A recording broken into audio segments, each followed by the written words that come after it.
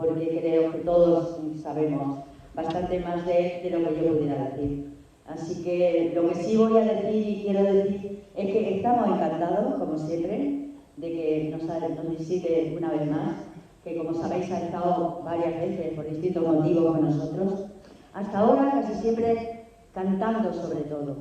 Y hoy, además de cantar, nos va a deleitar con su palabra para presentar su libro. Así que, bueno, se lo agradecemos mucho, estamos muy contentos. Gracias por venir, Juan. A ti. Y ya no te quito más tiempo porque todo el tiempo tiene que ser para ti. Muchas gracias, muy amable. Hasta luego. Muchas gracias. Esto me lo llevo para abajo. Sí, lo llevo por si alguien después quiere intervenir en el coloquio. Dice Juan que le gustaría que hubiera coloquio, ¿no? Claro, claro. Entonces, tenemos un micro abajo y el que quiera hablar, pues se lo vamos pasando. Muchas gracias, Elena. Y muchísimas gracias a todas y a todos ustedes. La verdad que el poder de convocatoria de este club de lectura, bueno, siempre la herradura es sorprendente, ¿no? Porque es un teatro grande y siempre acude un número tan representativo de amigas y de amigos, muchas caras conocidas, incluso queridas, respetadas, admiradas. Para mí es un placer enorme. Es cierto que en este escenario he compartido grandes momentos artísticos, musicales, con personas a las que también admiro, como les digo, y profeso devoción musical, pero también poéticos y literarios. Y para mí es un placer redoblado, como dicen las letras por Soleá, los quereres redoblados. Es un placer redoblado venir además a hablarles de una obra a la que le he puesto tantísimo cariño durante mucho tiempo, porque es una obra, le he puesto cariño y memoria, ya que, como ya he contado en tantas entrevistas, es una obra que tiene bastante de autoficcional y que, por lo tanto, retrata un mundo que conocí muy de cerca. Y, sobre todo, venir a la herradura, porque uno de los personajes, como vamos a ver ahora, llegó en patera a las costas de Granada, una costa que ya cada uno puede, en su imaginario, ir dibujando. Y, como bien ha dicho Elena, bueno, yo creo que en este caso, al revés. Es decir, vengo a hablar y, por supuesto, cantaré también, porque la obra es una obra musical y una obra que está compuesta por ciertas partes, fragmentos, que incluso están escritos a ritmo de seguirilla, pero esto ya para los frikis de la cosa literaria y flamenca. Pero me gustaría empezar por el principio y me gustaría hacerlo, bueno, pues lo más dinámico posible, de tal forma que ustedes no se aburran conmigo. Pero me gustaría empezar por el principio y decirles por qué titulé Los colores de la nieve a este libro. La portada, bueno, la han visto ahí, la portada son dos amigos mirando hacia los colores de Sierra Nevada en un atardecer, como se pueden imaginar, porque son de Granada, saben que ese color solo está al atardecer. De hecho, la alhambra, la roja, adquiere fundamentalmente sus colores en las horas del atardecer, ¿no? Esos colores en rojizo. Y digo que hay en el título una lucha inicial contra el maniqueísmo. Ya saben ustedes, maniqueísmo como escuela filosófica, pero nosotros, en términos nada pedantes, vamos a decir que es o blanco o negro, para entendernos, ¿no? Y efectivamente en la vida no todo es blanco o negro. Fijaros, uno de los personajes lo relata así, y ya de paso van viendo ustedes por la forma de concebir. Aquí hay una entrevista, una intervención directa de uno de los personajes, y dice: hay personas que viven como las abejas, esas abejas que se quedan atrapadas frente a una ventana y ven las flores afuera e intentan alcanzarlas chocando una y otra vez contra el muro transparente del cristal. Y hay quienes se comprometen a derribar esas barreras que nos limitan los sueños y que nos limitan las libertades. Y no, queridos amigos, la nieve no es blanca. Es decir, no todo es como nos han dicho que debe ser. Depende del ángulo, de la distancia, de la hora del día, de la estación del año, del tiempo y de un sinfín de factores que la nieve conspire contra la pureza del blanco y desprenda otros matices más variados y especiales. Esta simple observación esconde una de las grandes enseñanzas de mi amigo, la absurdez del maniqueísmo. Les ruego estas pequeñas interrupciones, pero es que voy cumpliendo años y, aunque me resisto, pero cada vez veo menos. Se ríen ustedes porque seguro que han pasado ya más de una y de uno por aquí. Y claro, además con la terrible pantallización de la vida. Saben ustedes que estamos todo el día mirando la pantalla del teléfono o el ordenador. Eso quema muchísimo la vista. Y me voy dando, de forma paulatina, me voy dando cuenta de que lo que antes lo veía con una facilidad asombrosa, ahora lo voy viendo cada vez menos. Bien. Bueno, es que fíjense ustedes los colores, los tonos rojizos, violáceos, anaranjados de la sierra, de Sierra Nevada en un atardecer. Y me gustaría también empezar por un sitio muy cercano a este, Torre del Mar. Sería mi inicio, mi bautizo en el mundo de la literatura. Yo veraneaba, soy de Huetortájar, como saben ustedes, las familias obreras de la Vega de Granada, muchas se dejaban caer hacia aquí, hacia la Herradura. Hay mucha tradición de gente de la Herradura, de mi pueblo, aquí, también en Almuñécar, y especialmente en Torre del Mar.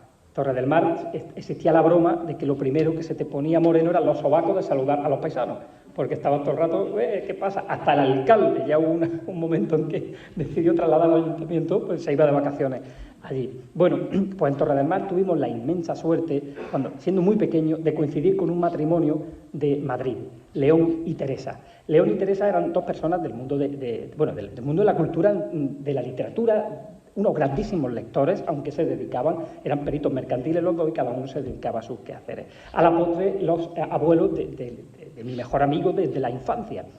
Tanto es el punto que este amigo que hice en Torre del Mar hace ya casi 40 años, hoy día su hijo se llama Juan por mí, que es uno de mis mayores tesoros, digamos, de las cosas que me gusta así contar del corazón, ¿no? El pedazo de regalo que me hacen con esa nomenclatura.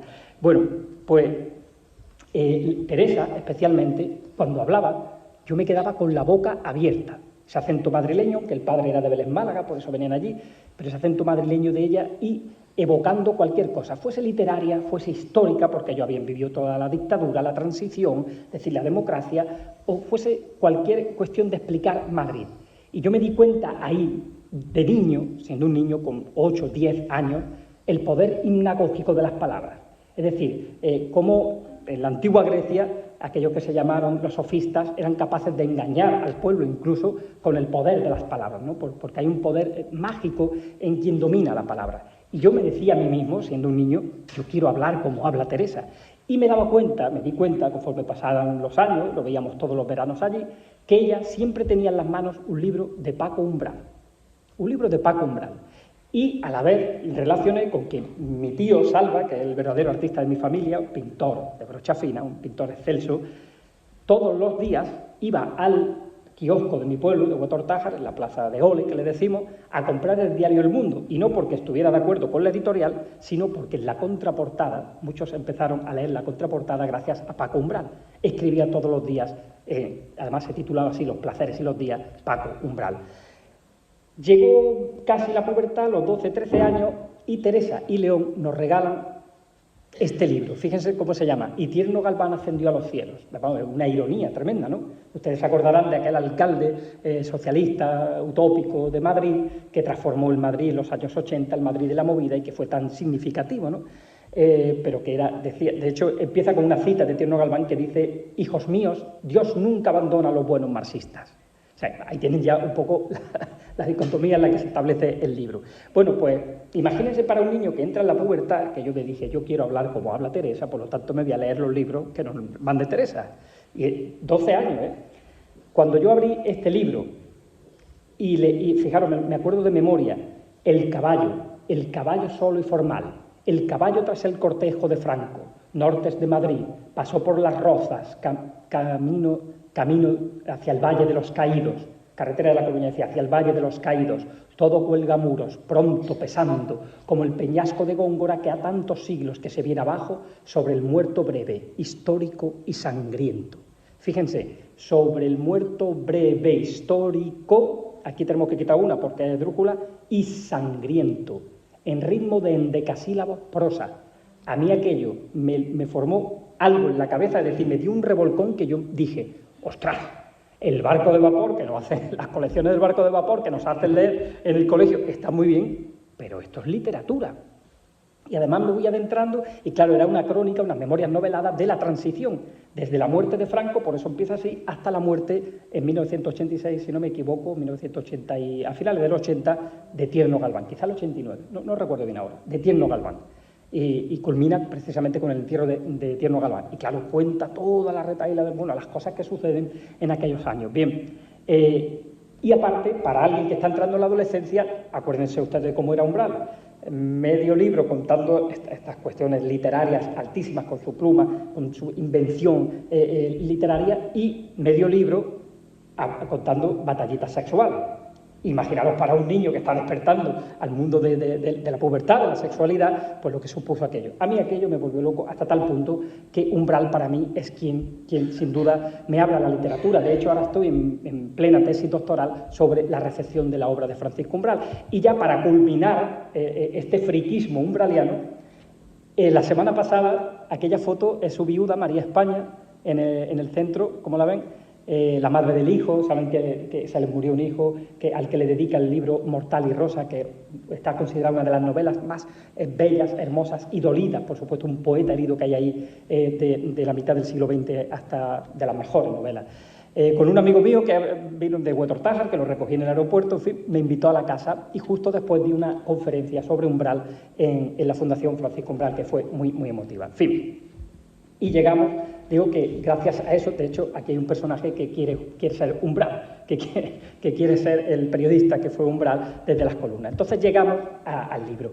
Y el libro, como estamos en un club de lectura, fíjense, yo lo planteo de la siguiente manera. Es decir, hay una trama literal, por supuesto, luego están los personajes principales, por supuestísimo, hay secundarios, hay personajes en la sombra que se nombran o que se sobreentiende que están ahí. Luego hay muchas conexiones, hay juxtaposiciones, hay oposiciones, hay juegos de espejos, o lo que se llama puestas en abismo, una evolución lógica de los personajes, hay escritura diarística, porque está concebido como un diario, también como una crónica periodística, como metaliteratura, es decir, como la escritura de un libro que habla de lo que se narra aquí. Es decir, todo ese universo que a mí me asaltó nada más empezar el año 2000, pues yo empecé muy joven a trabajar en las páginas de La Opinión de Granada, que se acordarán ustedes que es un periódico que cerró. Bien, y por supuesto hay símbolos, hay desenlaces, señales. La trama literal es esta. Hay un joven que viene huyendo, como dice mi amigo el poeta Fernando Valverde, profesor en Virginia, que viene huyendo de la garganta del hambre, es decir, viene de un país africano, como tantos, y llega a la costa de Granada. Y yo eso lo viví a finales de los 90, como había una solidaridad absoluta en pisos de estudiantes. Pisos de estudiantes que acogían a chavales que en la ribera del Beiro saltaban, hoy día ya están construyendo allí, pero había una muralla, un muro que yo lo utilizo como símbolo, ¿no? Como esos muros que el propio Mediterráneo es un muro que divide el tercer mundo o los países más pobres de los países más prósperos, ¿verdad? Bueno, y yo veía como había pisos que acogían, ¿no? Eso ocurre aquí, que hay un piso que acoge a un chaval de estos y a partir de ahí pues se dan una serie de conexiones. Fíjense, los personajes principales, como os digo, es Guadima, que viene de ahí, de esa zona, no se especifica, pero es esa zona. Este será un cuadro que pintará, estos son los dos personajes, Samo y Guadima, los que se harán amigos en Granada. Esta es Liz, la pareja de Samo, que es fundamental, es decir, los personajes femeninos son fundamentales. Ella es quizá el motor intelectual de toda esta cuestión. Ella está estudiando la Facultad de Derecho, pero es una aprendiz de pintora. Es decir, es una novela también de artistas, ¿no? Porque son chavales que se sitúan un poco en los márgenes de una sociedad que, bueno, cuyos valores no comparten exactamente. Y aquí hay una profesora de origen sefardí, porque se habla muy poco de la importancia que tuvo Sefarad, por supuesto el Al-Ándalus, pero también Sefarad en nuestra cultura. Es decir, el propio Umbral hablaba en muchos de sus artículos de que tenemos sangre judía, muchos de nosotros tenemos sangre judía. Y, de hecho, el flamenco, que es la música que a mí me nutre, tiene muchísimo, como saben ustedes, de todo el legado del Al-Ándalus, pero también de los lamentos judíos y de tantas y tantos aspectos, ¿no? Por lo tanto, una profesora que muchos han identificado, en realidad está muy libremente basada en una de las mejores profesoras que yo he tenido en la universidad, que muy libremente basado en ella, por supuestísimo, ¿no? Obviamente, esta última carrera que he estudiado, literatura comparada, por cierto, me van a dar las gracias. Si tienen tiempo y ganas, ustedes que les gusta leer y que están todavía jóvenes, estudien literatura comparada. Estudienla, me van a dar las gracias. Antes de que se jubilen algunos de los profesores que están todavía, me van a dar las gracias. Yo he pasado por la universidad, he pasado por varias carreras. Es de lo más bello que ustedes se puedan imaginar. Pero tal y como está ahora mismo, no sé si se jubilan y ya entran otros, es, de verdad, si tienen tiempo y ganas, todavía, que están jóvenes, háganlo porque me van a dar las gracias. Y luego, es decir, hispánica, saben ustedes que se basa en las letras españolas, pero aquí se ve toda la literatura rusa, china, es espectacular. Luego aparece también un joven, que por supuesto, amigo, está basado en mis amigos de aquella época, que se llama Ray, que es justo lo contrario, es decir, será el anti-intelectual, pero la persona futbolero, mujeriego, es decir, basado absolutamente en los valores heteronormativos, pero sin embargo un amigo absolutamente leal. Luego hay personajes secundarios como un profesor que estará ahí en la sombra de alguna manera, esta curandera, que he querido introducir ahí un elemento un poco distorsionador, una curandera, porque aquí se ven los pueblos, las familias, por supuesto, y luego personajes en la sombra. No sé si ustedes conocen, estoy seguro que sí, a Jean-Michel Basquiat. Este niño que vagabundeaba por las calles del Bronx neoyorquino, por Brooklyn, poco menos por Manhattan, acabó siendo uno de los pintores, murió muy joven, como saben, con 27 años también, acabó siendo uno de los pintores más cotizados en la actualidad, incluso por encima de Picasso, que era su gran ídolo, ¿no? Sus pinturas luchan contra el esclavismo, manifiestan, ¿no?, esa lucha. Hay un paralelismo con Jean-Michel Basquiat, también con Nelson Mandela, que aparece de fondo, y con este personaje fundamental, que es Juan Latino.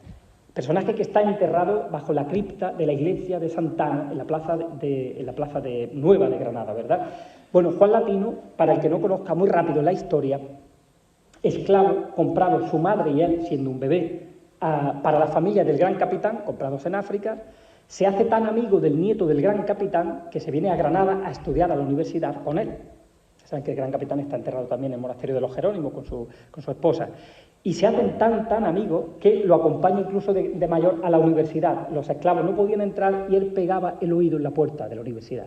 Por supuesto consiguen que sea manumitido por esta amistad tan grande que surge, que da para una historia. Bueno, de hecho hay un libro que está escrito del actual Justo Navarro, del actual director del Centro Andaluz de las Letras, sobre la vida de Juan Latino, y se acaba convirtiendo, tan culto llega a ser, quería estudiar medicina, pero sabía tanto de latín y de letras y de humanidades, que acaba siendo el primer catedrático de universidad negro de toda Europa. Una historia fascinante, cómo le da la vuelta. Por supuesto, hay mucho también de ciudades y de pueblos, ¿no?, de esa dicotomía de forma de entender, y fundamentalmente está la amistad. La amistad es uno de los temas que a mí me ha fascinado desde niño. Es decir, lo que llama la profesora catalana Marina Garcés, pasión de los extraños. Y ahora mismo me encuentro también realizando un estudio sobre la amistad, que es curiosísimo. Estoy yendo a institutos, voy mucho a institutos, a dar charlas a institutos, a pueblos y a grandes ciudades como Madrid y Barcelona. Les planteo 10 preguntas a los chavales. Los de ciudad contestan justo lo contrario a lo que contestan los de pueblo, ¿qué es la amistad? Es tremendo, ¿eh? Para mí está siendo una experiencia impresionante. Es decir, por ejemplo, pregunto, fulanito y fulanito eran amigos de pequeño.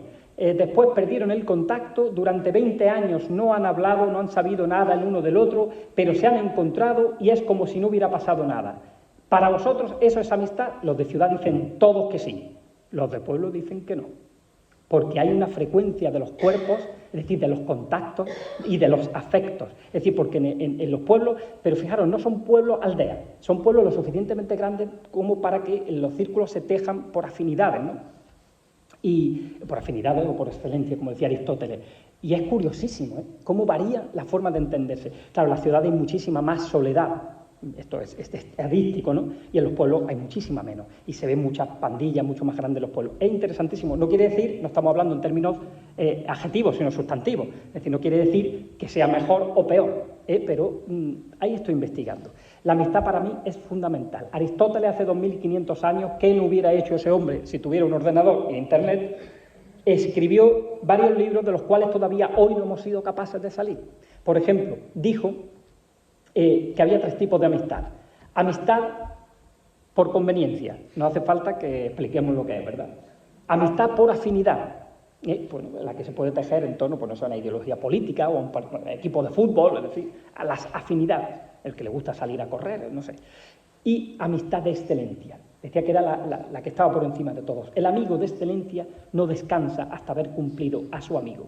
Y son los amigos que se preocupan, de verdad, esos que decimos que es como un hermano o es como una hermana. Siempre está, aunque no esté, canta Carlo Andreoli, siempre están, aunque no esté. La canción que estoy aún por componer, cuando me acuerde se la voy a cantar, En fin, la amistad es el eje vertebrador de este libro. Bueno, voy a empezar por el principio, porque les digo que el libro está escrito también para ser cantado, si ustedes tienen ganas y les gusta, porque hay tanto. Estos chicos que se conocen, esta pareja joven, Liz y Samo, cuentan así su historia, fíjense. Porque su historia había venido por sorpresa. Liz pensaba que se habían mirado muchas veces, pues ambos coincidieron en aquel instituto de la Vega Occidental del Genil, donde concurrían los niños de varios pueblos, pero verse, lo que se dice verse, solo ocurrió donde tenía que ocurrir, unos meses atrás, cuando ambos coincidieron en el Museo de Bellas Artes, que por cierto está en la Alhambra, espero que lo conozcan porque es de los sitios más bellos y de Granada, gratuito, puede entrar todo el mundo. Allí, junto a la marmórea escalinata, bajo el centelleo nacarino del artesonado, entre el gótico de las pinturas y las cortinas de mocárabes alhambreños, entablaron una conversación que fue consolidándose en varios encuentros sucesivos, manifestaciones estudiantiles o algún concierto que acabó resultando definitiva. El amor tiene algo de provisional y algo de improvisado. Lo comparo con una copla cantada por una voz misteriosa. Es bellísima mientras suena la música, pero cuando se acaba, ya solo te queda el recuerdo melancólico que la letra ha provocado en ti. Le declaró ella la primera noche que durmieron juntos, puro momento en que Sam conoció aquel Olimpo que era la cama de Liz, fascinada por la mitología clásica, como se desprendía de los pósteres de Cupidos, Afroditas y Zeus, y descubrió en ella una Palas Atenea de los campos, mientras descendía de las alturas besando su cuello, rogándole que pusiera fin a las improvisaciones y concluyera los intersticios entre ambos. Así se conocieron. Y en el libro aparece una primera parte cantada, que dice así. No sé si conocen la Peña de la Platería, pero mi Peña de la Platería la tenía que colocar, porque por supuesto por ahí pasa todo el mundo cuando desciende del mirador de San Nicolás. Ahí nos vamos a ubicar, en el mirador de San Nicolás. La ciudad de Granada es importantísima, ha dicho algún crítico que es un personaje más, y así efectivamente lo quise comprobar. A ver, el cegato, a ver si veo bien. Dice, el grupo se había reducido a 4. Bajaban por callejuelas empedradas distintas a las de la subida, mientras se encendían las farolas de hierro forjado del albaicín y la templanza del ambiente era sustituida por una brisa fría que les empujó a colocarse las chaquetas. Se detuvieron en la esquina de los plateros para hacerse una foto con el busto del Piqui y descendieron por la Mancebía, donde Samo siempre explicaba el origen de la copla Ojos Verdes, señalando el supuesto estudio donde Rafael de León y Federico compusieron la letra. Tras la oportuna disertación, continuaron por angostos y empedrados callejones en los que Liz iba tarareando la copla. Vimos desde el cuarto de punta del día, para detenerse justo donde el río Darro, y sonar el alba en la torre la vela. Es engullido por el abovedado. Dejaste mi cuerpo cuando amanecía. Y aprovechar la coyuntura para que Samo explicara. Y en mi boca un gusto a menta y canela. Que aquella ciudad tapaba sus ríos y mataba a sus poetas. Serrana para un vestido yo te quiero regalar.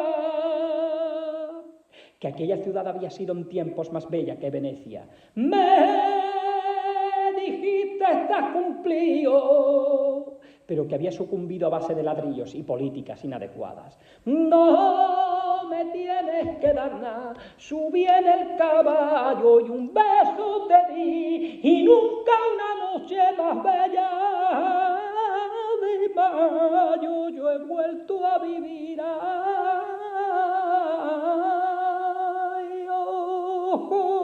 Verde, verde como la albahaca. Hasta ahí puedo ver. Lo demás lo cantan ustedes. Muchísimas gracias. Bueno, fíjense, para un análisis de la forma, estoy en un club de lectura, no me voy a poner pedante en absoluto, ni mucho menos, no me voy a poner filológico, pero hay aspectos formales del texto, hay una construcción novelística, la hay también periodística, como les he dicho, hay una construcción diarística, las voces narrativas de la novela son varias, es decir, las que cuentan, que desde sus diarios o desde esa supuesta, decíamos antes, narrador omnisciente, pueden ser uno o varios. Por supuesto, hay intertextualidad en metaliteratura y mucha autoficción, porque, como les digo, hay bastante de mí. Hay una profesora de Madrid, de un instituto de Madrid, querida amiga Elena, que me llama por el nombre de Samo, ya que ha identificado a Samo conmigo. Hay partes, pero desde luego, si yo soy alguien, es Juan Pinilla, que también aparece en la novela. Esto sería un poco una cuestión de metalepsis. Bien. Por supuesto, también hay un análisis político, está la teoría de los muros, aquí sí estamos entrando ya en cuestiones, la teoría de las metalepsis, la puesta en abismo, possecular, intermediales y, por supuesto, aparecen elementos un poco distorsionadores. Fíjense, este jazmín será un elemento también fundamental para comprender esas lecturas que uno quiere ir diseminando a lo largo de la obra para lectores que quieran profundizar no solo ya en la lectura literal, sino en lo que se desprenda de la forma, ¿no? Entonces, hay una historia por ahí que yo escuché de pequeño de un jazmín que brotó desde una pared, pero en la pared contigua, la casa de al lado, esto lo escuché en mi pueblo, no estaba el jazmín. Y el jazmín brotó de la pared y brotó justo debajo de una foto de la Virgen del Carmen, que, como saben, patrona de los pescadores, de los marineros, ¿verdad? Bien, y el jazmín brotaba hasta que murió la dueña de la casa. Una vez que murió la dueña de la casa, ¿es que me he equivocado? ¿No es la patrona de los marineros? Es que hay alguien hablando por ahí, digo, igual me he equivocado. No. Bueno, quiero decir, cuando murió la dueña de la casa, el jazmín se secó. Bueno, quizá porque dejó de regarlo, ¿no? Pero aquello parecía una cosa misteriosa y ya todo el mundo llevaba estampa. Un poco de eso hablo también. Y fíjense, hay una parte para mí fundamental, que es la del exilio. La del exilio y del flamenco. También hablo, esta por ejemplo, no me la han pillado todavía nadie. Es decir, nadie ha dado, otros se han descubierto o han sacado el secreto que hay detrás de determinadas palabras, pero aquí hablo de unos chopos que salieron en la primavera, justo después de la muerte de unos personajes, y me encantaría que algún lector o lectora me dijera, pues esto es esto, efectivamente, Juan, has querido decir esto. Bien, el exilio es fundamental, porque el chico que llega en patera viene exiliado, viene huyendo de un país, aunque viene para algo que no es el cometido normal de tantas personas que vienen jugándose la vida, ¿verdad? Entonces, quizás ahí entra el elemento irruptor en la vida de los demás que introduce este Guadima. Pero fíjense, ya casi al final de la novela, en la página 232, hablo mucho del bar de la tertulia. Saben que la tertulia ha sido el gran bar de la intelectualidad granadina. Allí se forjó la otra sentimentalidad, esa corriente poética que a mí, que soy me considero gran lector de la poesía, me interesa tanto, donde salieron Luis García Montero, Javier Egea, Álvaro Salvador y las mujeres, durante mucho tiempo olvidadas, pero no nos olvidemos que ahí estaban Ángeles Mora, Teresa Gómez e Inmaculada Mengíbar, tres grandes nombres de la literatura, de la poesía en femenino. Bien, pues la tertulia también aparece omnipresente y hay un momento en que Liz y Samo, ya muy avanzado el libro, están allí y saben ustedes que la tertulia, que ha cerrado sus puertas después de 46 años, y que se va a abrir, esperemos, por si alguien quiere apuntarse como una asociación cultural, queremos rescatarla de esa manera, les lanzo a ustedes la propuesta por si seguro que la han frecuentado alguna vez. Hay un momento que se narra de la siguiente manera. Hay una mujer cantando flamenco, una media granadina. Dice, tras el preludio de guitarra que se había resuelto en distintos picaos, la cantaora arrancó con una letra que evocaba el pasado histórico de la ciudad en recuerdo a Boabdil y a las lágrimas con que se despidió de su tierra camino del exilio. El cante se retorcía y alargaba, las sílabas se contraían y se dilataban con un gusto asombroso en modulaciones ejecutadas a una gran velocidad, y la guitarra llevaba en brazos cada tercio con unas respuestas tan bien traídas que produjeron una honda conmoción general. Y ahí va la media granadina. porque las letras del cante por granaína y media granaína, muchas de ellas hablan de ese exilio y hablan también de la época nazarí. Dice: lágrima del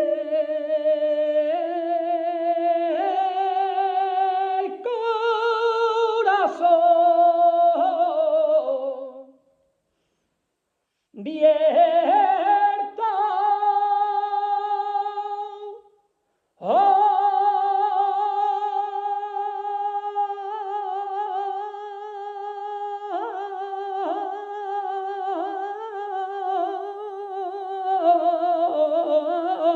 sobre mi Granada,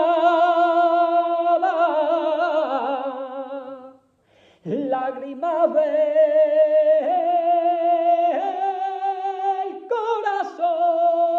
corazón, mi Alhambra y Sierra Nevada,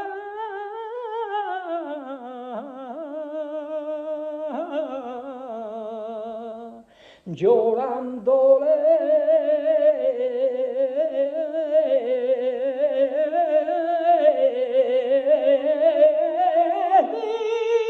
digo adiós, me moriré en tierra extraña,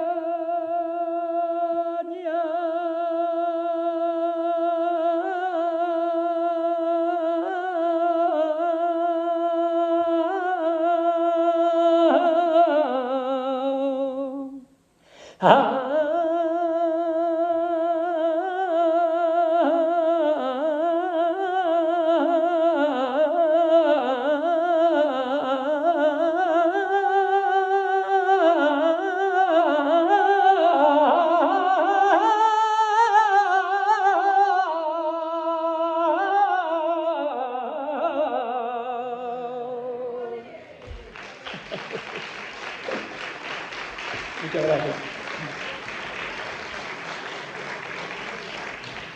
No veas, cantar una media granaína, a apretar los ojos, ahora ya sí que no veo, porque tengo que seguir leyendo. Voy a intentarlo. Dice, bueno, justo termina aquí la letra, ¿no? Me moriré. Dice, en el remate, ese momento justo en que la cantaora, en un alarde de facultades, meció los tonos más altos e imposibles sobre las palabras de moriré y tierra extraña, Samo había empañado sus ojos, arrastrado por toda la emoción y toda la verdad que el cante hondo, con sus cálidas modulaciones, comporta. La guitarra cerró esta primera copla con un apoteósico rasgueo y el público correspondió a tanta entrega con aplausos. Lis y Samo, mientras hacían lo propio, se miraron. Los dos estaban llorando porque habían vinculado esa despedida de Boabdil, asediado por los reyes católicos, con el tortuoso destierro de su amigo Guadima. Esta es la parte emotiva que les quería contar. Muchas gracias. Y en verdad me había preparado esta diapositiva mientras cantaba la media granaína, porque, como saben, es un cuadro de Gómez Moreno, y fíjense, la madre Aisha, ¿no? Sí, era Aisha de Jorra, ¿no? La madre de Boabdil, sí, era Aisha. Ahí la tenéis con esa altivez con la que dice la leyenda que luego le dijo, llora como en el puerto, ¿no? En el puerto del Moro, suspiro el Moro, llora como una mujer lo que como un hombre no supiste defender, saben que es como una leyenda, y Boabdil, pues un poco cabizbajo porque había entregado la ciudad, porque no fue una reconquista, fue una capitulación. Ustedes saben que la historia hay que contarla como fue, fueron unas capitulaciones.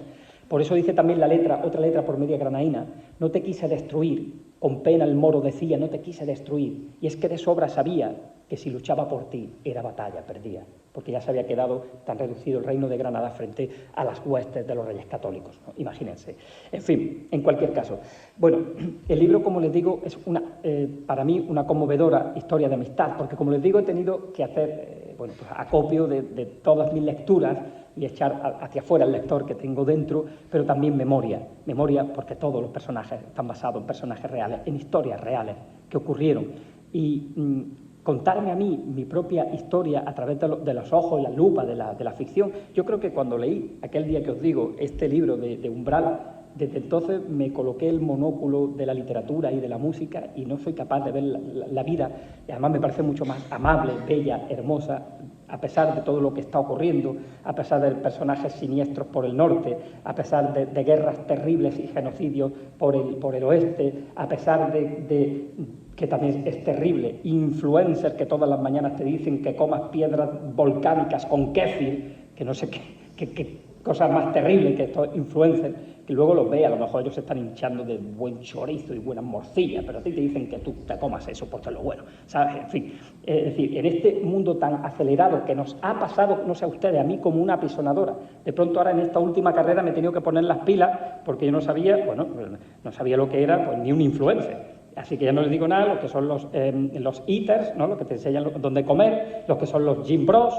malditos gym bros. No puede ser una buena noticia, señoras y señores, que cada vez se cierren más bares y se abran más gimnasios. Eso no puede ser nunca una buena noticia. Porque si es que me voy a cuidar y voy a hacer, que tenemos que movernos, moverse hay que moverse. Pero eso de estar metido en el gimnasio, cada día en que se hacen hasta negocios los gimnasios y que se cierren cada vez más bares, que ya no tiene en mi pueblo, había 400 bares y ahora ya hay 2 o 3.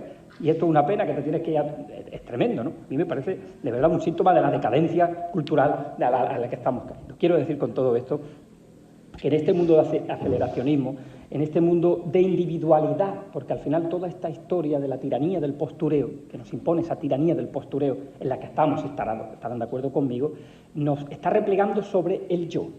Es decir, se habrán dado cuenta ustedes que cada vez hay más gente que se denomina cuerpo astral, que dice que conecta con Júpiter, con Saturno. A mí me encantan los memes que ponen algunos, que sale Júpiter diciendo, me importa una mierda tu vida.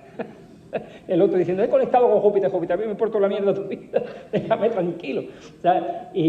O cada vez gente más echándose fotos de cuerpos y dejando, por supuesto, los cuerpos como cuerpos no normativos, como si no pudieran pertenecer, y allá llega el bullying, llega la gordofobia, llega una serie de... A mí todos los cuerpos me parecen bellos, bellísimos. El gran Antonio Gades quería en su compañía mujeres, él lo decía, mujeres pasadas de peso, porque el pueblo es el que ha bailado. No las cinturillas así reventadas, sino el pueblo es el que ha bailado.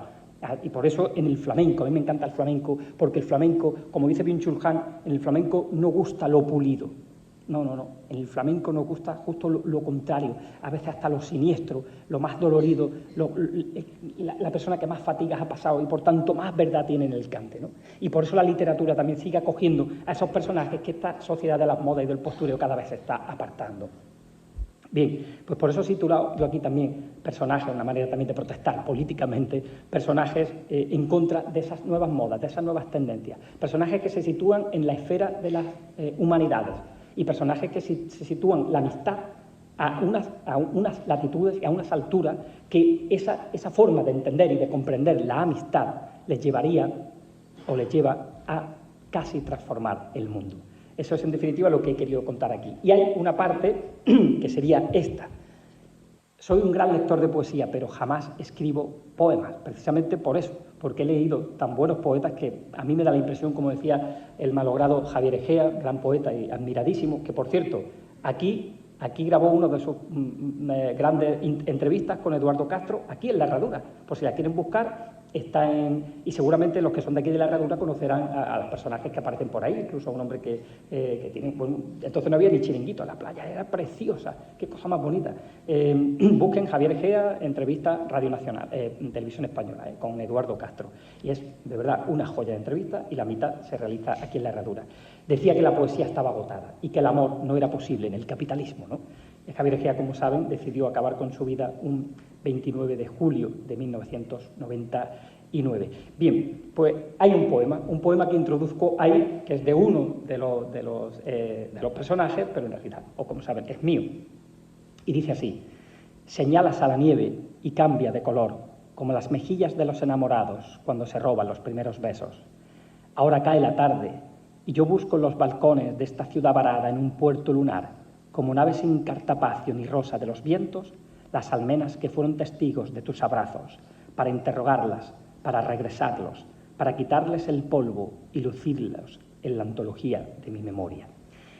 Es un poema que verán que tiene muchas cosas hernandianas, porque Miguel Hernández me colonizó hace ya tanto tiempo, me colonizó artísticamente hablando. Y Por último, porque como ven he configurado la charla como algo para nada pesado, porque siendo como es un club de lectura, sí que me gustaría establecer con ustedes, pues no sé si un diálogo, un comentario literario, porque empleemos la palabra friki. Vamos a reivindicar el friquismo. Yo como friki del flamenco y de la literatura, de ambas cosas podemos hablar.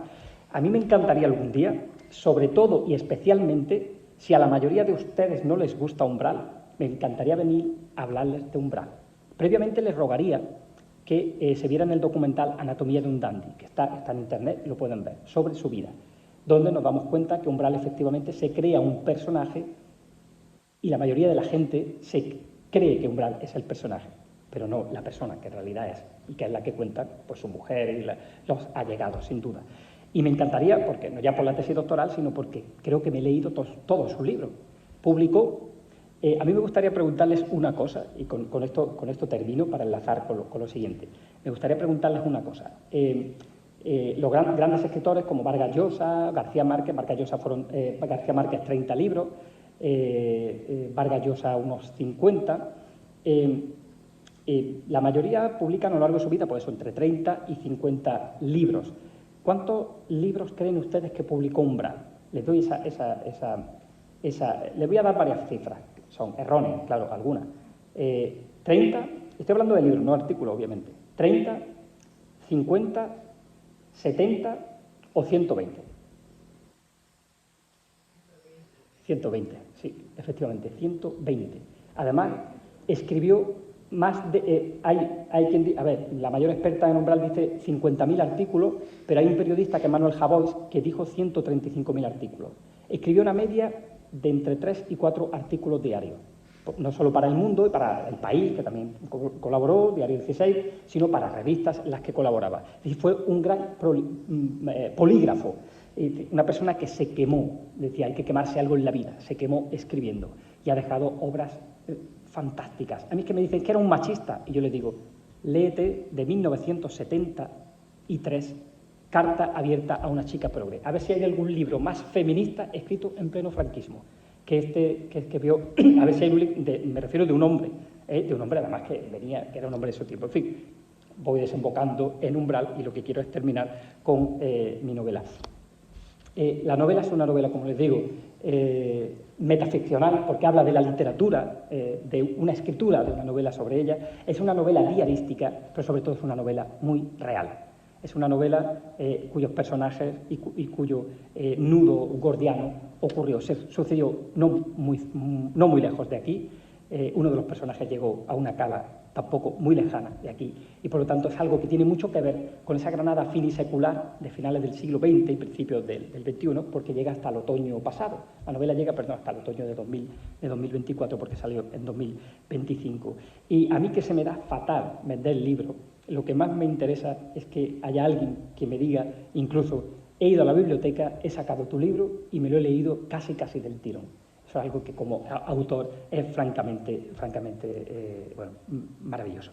Bueno, y antes de... Yo siempre termino mis ponencias con esto, que es...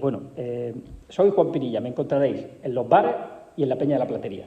Pero se me olvidó poner la biblioteca, porque cuando yo llegué a Granada, en 1999 para estudiar la carrera, mis amigos de toda la vida de Huetor Tájar se fueron al campo de fútbol, obviamente a los Cármenes, a los campos de fútbol y a las discotecas. A mí, que nunca me han gustado las discotecas y que mis amigos me formaban la guerra por no querer ir a las discotecas, pero a mí me gustaba. Lo que busqué yo, pues la Peña de la Platería, donde por cierto no me dejaron entrar. Esto lo cuenta en el documental de la Platería, lo cuenta el portero riéndose, porque luego, imagínense, soy hasta socio de honor de la Peña de la Platería, insignia de oro de la Peña de la Platería, y miembro de la Junta Directiva.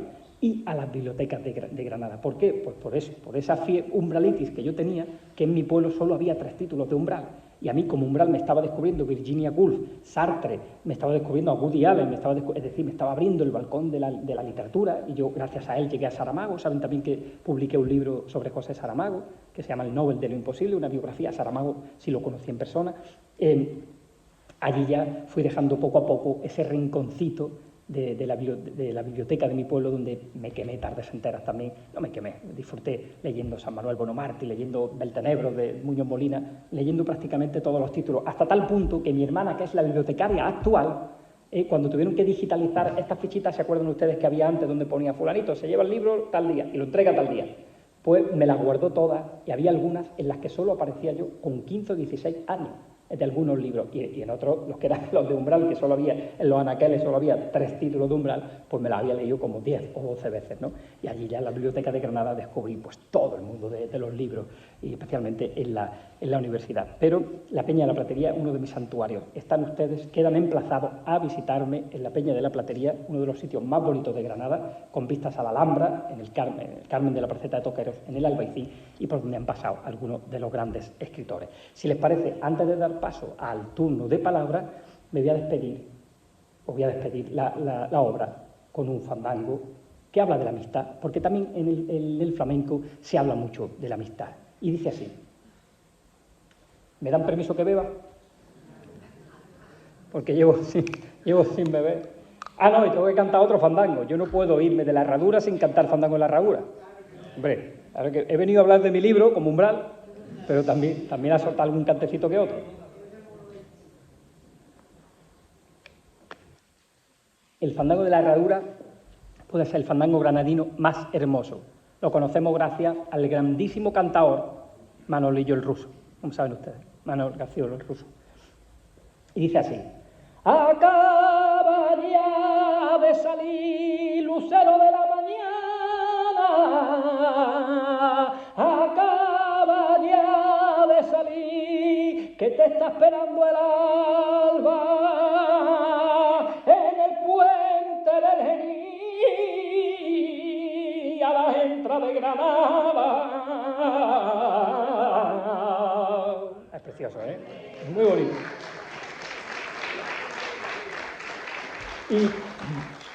Y el fandango, que habla de la amistad, dice: amigo, amigos pueden ser cualquiera y enemigos también. Amigos puede ser cualquiera, pero tienes que fijarte bien cuáles son los que se quedan y cuáles te venden después.